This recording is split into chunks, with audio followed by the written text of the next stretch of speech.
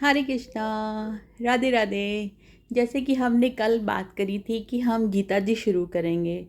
कुछ लोग जिन्होंने गीता जी नहीं पढ़ी है या कुछ वो लोग जो गीता जी पढ़ रहे हैं लेकिन उनको थोड़ी सी चाहिए कि थोड़ा सी गाइडेंस मिल जाए, समझ आ जाए, तो उसी बेस पे ये हमने अब शुरू करा है गीता जी।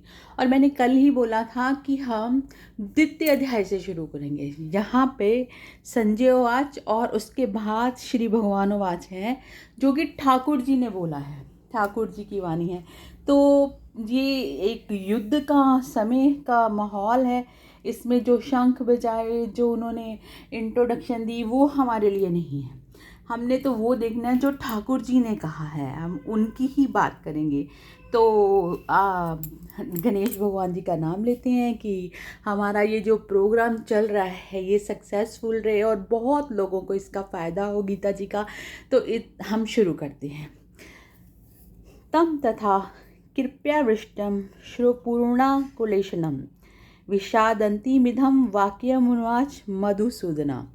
ये संजय जी ने बोला है, जो उनके सारथी थे धृतराष्ट्र जी के, और जो सब कुछ अपनी दिव्य दृष्टि से वहीं पे महल में बैठे बैठे धृतराष्ट्र जी को सुना रहे थे। तो संजय बोले, इस प्रकार करुणा से व्याप्त और अश्रुपूर्ण तथा व्याकुल नेत्र वाले शोकायुक्त उस अर्जुन के प्रति भगवान मधुसूदन ने ये वचन कहा।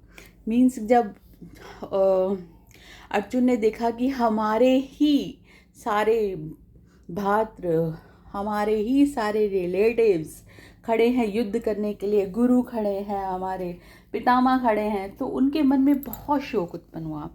तो उन युद्ध करने के लिए उन्होंने कहा कि मैं नहीं करूँगा, और रथ के पृष्ठ भाग में, पीछे वाले भाग में जाके बैठ गए और अश्रुपूर्ण नेत्रों से, रोते हुए आँखों से आंसू गिराते हुए उन्होंने मधुसूदन जी से, मतलब हमारे ठाकुर जी से ये वचन कहे।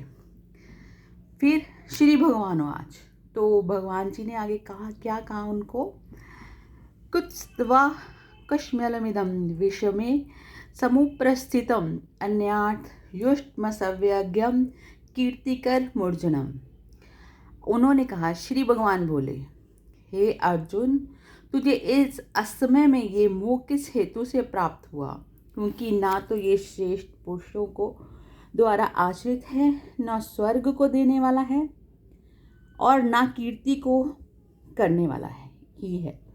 मतलब इसका कि जब अर्जुन जी ने व्याकुल होकर ठाकुर जी से ये गुहार लगाई कि अब मैं युद्ध नहीं कर सकता, तो भगवान बोले कि अर्जुन, ये जो असमय, मतलब कि ये समय नहीं है इस बात के लिए कि तुम युद्ध से पीछे हट जाओ, क्योंकि दोनों सेनाएं सामने खड़ी हुई थी।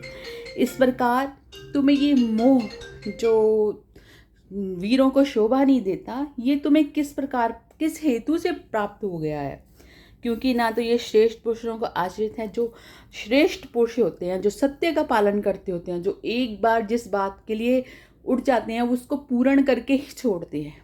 और ये श्रेष्ठ पुरुष, तुम जो कर रहे हो ये आचरण के विरुद्ध है, और ना ये स्वर्ग को देने वाला है। और दूसरी बात, अगर तुम युद्ध से भाग भी जाओगे तो कायर कहलाओगे, और ये स्वर्ग को देने वाला नहीं है। अगर मृत्यु को प्राप्त होते हो युद्ध में तो स्वर्ग को प्राप्त होगे।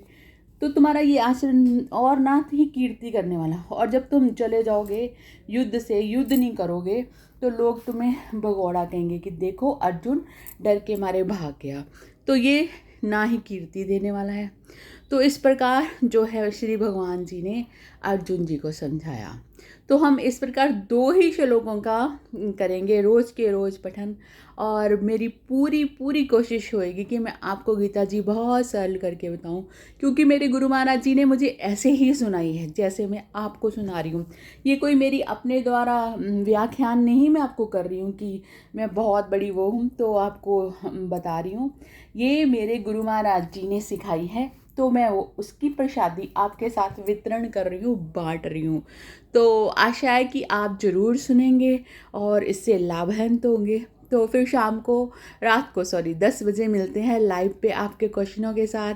राधे राधे।